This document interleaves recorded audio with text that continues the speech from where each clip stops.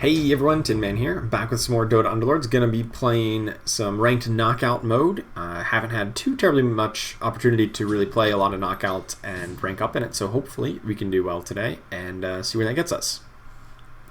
These combos, I know that Scrappy is pretty strong in knockout and so is Mages. I don't know that Scrappy Mages is that strong, but I'm willing to give it a good start. I think these are very powerful units in the early game. And it can kind of go in either direction. Either Scrappies or Mages. These items, I guess we're always going to want at least somebody on the front line, so Talisman Evasion is probably acceptable. Oh, hello, Morphling. I guess we might be going towards Mages here with a couple of these. Yeah, that was a good opening pack. We could even buy a pair of Shadow Shamans, but I don't think that's where we really want to go. And I don't have the gold. I'd rather get the Storm Spirit, I think, and maybe set us up towards Mages, since we did find the Morphling and the Storm Spirit. And looking around at this lobby, there's no other Mage player, at least that didn't start with Mages. So hopefully they'll be nice and available for us. Opponent does have a 2-star Beastmaster here, and a Deadeye bonus. Man, Deadeye bonus is really good at just saying, I don't care about your Alliance bonus here, or your frontline, rather. But luckily, 2-star Morphling gets another waveform off and just shreds right through them. We actually have really a lot of alliances active. Scrappy, Mage, Primordial, and Inventor. It's actually pretty lucky that when we picked Scrappy, it gave us 2 Scrappy plus Inventor. It could have easily given us, like, just Scrappy plus, like, a Weaver or a Bounty Hunter or something. Alright, well, I was going to say with Mages, I really want high damage Hobgin. We don't have that option. I guess support Hobgin will have to do. He still deals magic damage. There's a Razor and a Morphling. Okay, looks like Mages are definitely on the menu here. Not really a big fan of any of these units. I'd probably just put in a second Morphling, if I'm being honest.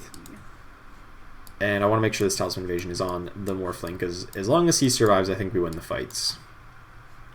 Just really need Morphling to survive. I'm going to place him in kind of this front corner position because I want most opponents to attack the Morphling right away. That will let him immediately cast his waveform and then kind of dash to the back line and get to safety. But I want to get that out and on cooldown as soon as possible so we can get the second cast off as soon as possible.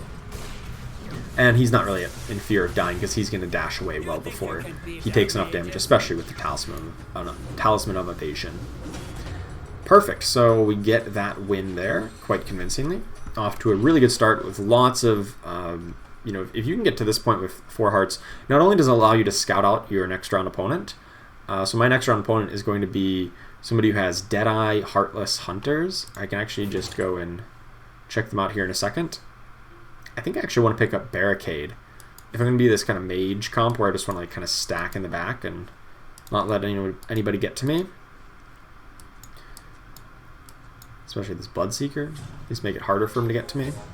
Do find a Clockwork. Do find a Sniper. Since I'm really looking for... Well, I guess I'm not really looking for too many one-cost units other than maybe Razor. I think I still will reroll here. Nice. We found something. We found the Bounty Hunter 2-star. And Storm Spirit 2-star. Awesome. You can buy an extra Clockwork.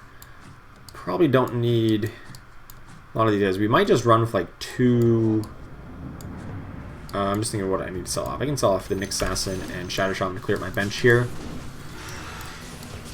These are mages that we might play. We might go up to like maybe even 4 Scrappy mages. It's kind of an old school build. Obviously, it used to be really good with techies.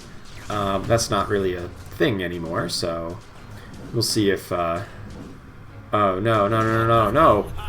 Bloodseeker killing me here. 16 kills on a Stonehull Pike. Oh, that's why he hits so hard. It's only round 4, and he had plus 200 damage. Oh. That's all I can say to that is, oh. I think it's the appropriate response. Anyway. Oh, hello. Timbersaw and I think I actually lock here just for the Sniper for next turn. Since I'm out of gold and I don't really want to sell off anybody, I might just run... Oh wait, Sniper would be like a fifth Scrappy. Actually, I don't even really want that many, because I kind of want to tinker, if anything. So I don't even think I want Sniper in this build. I think I'm just going to unlock, maybe by the Shadow Fiend. He deals lots of magic damage and is a Warlock for Alchemist. Might just run 4 Scrappies. Oh, I guess I have Bounty Hunter that I could have cut. I could have cut Bounty Hunter, never mind. Oh well. Octarine Essence, great item on Morphling, Storm Spirit, and Razor even. I think I'm going to drop it on the Morphling just so we can cast multiple times, and maybe move this Evasion over to, I guess, the Clockwork. Or actually Alchemist, he's got more health now. Let's use some rerolls, find an Ogre Magi, who if we're really looking for some more frontline, but I don't know if we are just yet. If we're looking for more mages, I don't even know if we want to get up to 6 mages. If we want to run 4 Scrappies, we can't do that until level 10 anyway. So I think I might just kind of sit on my gold here, because I do think we're pretty strong at the moment, hitting everybody to at least 2-star. This is the big Bloodseeker opponent, unfortunately. So not looking good here for us. But I was going to say, if this Bloodseeker was about to die, but then he didn't, and then he had 3,000 plus DPS. I'll say it again. Oh. that's my only response to this situation is oh. You know, you've got a 3,000 plus DPS Bloodseeker. You got me. Another Ogre Magi. Gotta think about that Shadow Fiend, though. I guess he's probably better right now than the Keeper of Light. Will deal a lot more damage. But probably want Keeper of Light at some point, right? Probably want to replace Bounty Hunter with Tinker, if we can find them. And I'm just thinking, do I ever actually want to get 6 mages? Or would it just be better to run like 4 Scrappies, 3 mages, plus Shadow Fiend, plus, I don't know, Disruptor, or some other like magic damage dealer? Like some other magic damage dealing Warlock? You know, give us a little bit of sustain, and we kind of get the best of both worlds with Scrappy and mages. I think that might be the play. We maybe run 4 mages, right? The Keeper of the Light as an extra mage. I think I want to actually pick up Dagon here. Dagon deals magic damage, and even though we're kind of burst-oriented, this can hopefully take out a key target as soon as possible. And Butterfly, we don't have any really big auto-attackers. I guess Racers come the closest thing to that, but it's not like a Dragon Knight or anything like that. There's Tinkers. Perfect. Let's get that guy in here. I would really like a mana item for Tinker, but I don't know if that's really going to be forthcoming. I don't actually think I want these guys. I think I'd rather just go with that game plan that I kind of said. 2-star Keeper of the Light. Perfect. I'm going to put that in over the Storm Spirit. Storm Spirit can come back in next turn. And then I guess we're looking for Gyrocopter, actually. Would probably be the best to complete Inventors. Another big chunk of magic damage. 3-star Morphling, though, is like so ridiculously impactful. He deals more than twice as much damage as a 2-star Morphling. I don't even want to look. Yeah, Bloodseeker, 25k damage. Okay. Okay. 44 kills for plus 600 damage on Stonehold Pike. That might be, I don't know, that might just be a little bit too good, but who am I to say? Every single one of my losses has been to that opponent. So there's that. I mean, we could just try to get lucky with like a 2-star Doom on it, I guess. Is that my play? I think that's my play. And actually sell off Storm Spirit for Shadow Fiend. Okay. I just have to like hope I get a 2-star Doom, or hopefully like we can Razor Dagon it. I mean, I'm kind of at a loss here for like what are my options to try to deal with this guy. Since that's who we're, if we do get to another round, we're going to be in a 1v1 against them.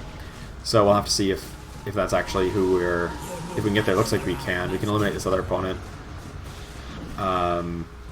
So yeah, my whole game plan is just like, how do I deal with that guy? Actually, Inventors is probably a really good way to deal with it. If we can just get him to like first kill the Tinker, I can be really strong. I actually like actively don't want Tombstone because it's just going to make more guys for the Bloodseeker to heal up off of. I guess I take Vlad's Offering, which is a good item. It's just normally Tombstone is really good against a lot of builds when you're kind of stacked up in a corner like this. Snapfire could also be the pick. I kind of like the idea of Doom though for the moment. Just hopefully to land a lucky Doom. Oh, there's a 3-star Alk? Hello? That's insane. Actually, what I want to do is put this evasion on this guy and put the Vladimir's Offering on Alk. And just really hope Shadow Fiend can survive that that Bloodseeker. If he can get a cast off, I think we beat them. But he just needs to survive and not have them cast. He did get silenced somehow. How did he get silenced? Did they have a Bloodthorn? No, but he got silenced. It was weird. I mean, we won the fight, which is nice. I'm just really confused how he got silenced on this board. Oh, my Doomcast, that's why. Of course. Doomcast first. Anyway. I was silly. I should have realized that right away. Okay, so let's get in Snapfire here to get them to attack this first and then have it explode in their face. 3-star Tinker. That's insane. Probably want to put Dagon over on him now, since he's going to be more resilient than the Razor. And just hope for the best. I could have rerolled even more, I suppose. There's no more upgrades for me to really find here, though. Yeah, they haven't found a 3-star Bloodseeker, and I can actually burst him down now at this point. Whereas, like, before, I couldn't burst him. So, every single one of my losses so far has been to this opponent, and I think I'm going to be every single one of their losses. I think I can knock them out here. I mean, I'm going to be every one of their losses, because they didn't lose until we were in a 1v1, but I think I can knock them out here. So, Horn of the Alpha can summon a guy. I don't know if that's that good. I actually do like Shiva's Guard. Once again, I think the only way we lose is that Bloodseeker gets out of control. I don't think we lose any other way. So I'm just going to slap that on... probably Shadow... Or probably Doom for the bonus armor.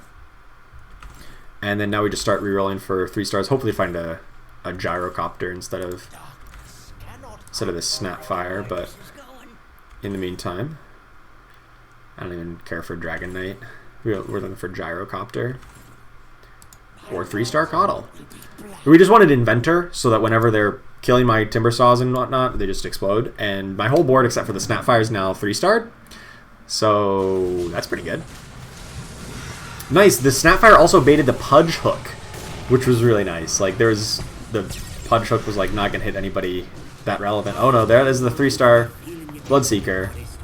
And no, they did find 3-star Bloodseeker, and they got me. I didn't even get to see how much DBS it had, but the Stonewall Pike had plus 800 damage. Oh my goodness. That was looking so good, and they found a 3-star Bloodseeker, and it was all over. Man, 3-star Bloodseeker, though. Maybe that's the meta. Maybe that's the meta here in knockout mode. That is... It was so ridiculously hard to stop. It had like 16-something kills already on like round 3 or 4 when I first faced them, and couldn't deal with it, even though almost my entire board is 3-star, was not quite good enough. Anyway, thank you so much for watching. I hope you enjoyed this. It was a ton of fun, and I will see you next time. Thanks for watching.